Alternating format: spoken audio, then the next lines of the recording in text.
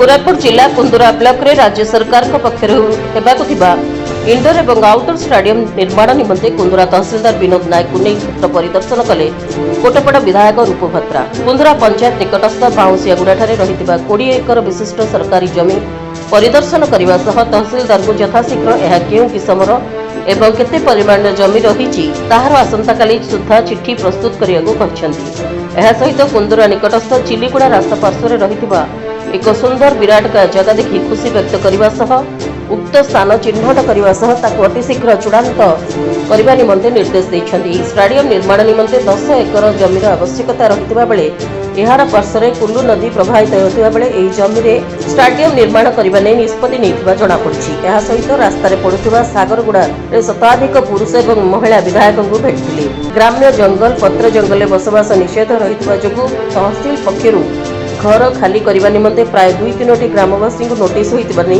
भयभीत ग्रामवासी विधायक को भेटी गुहारी जणाइथिले। एही कार्यक्रम रे कुंदुरा मंडल सभापति पद्मनाभ विशोई, मंडल प्रतिनिधि अंबु पात्र, संयोजक रामेश्वर जेना, मिलन प्रधान, अभिलाष बेहेरा, शंकर महांती, दया हरिजन प्रमुख उपस्थित थिले। कुंदुरा ब्लॉक रु रामचंद्र नायक रिपोर्ट, रिपब्लिक ओडिशा साधारण लोकଙ୍କ स्वर।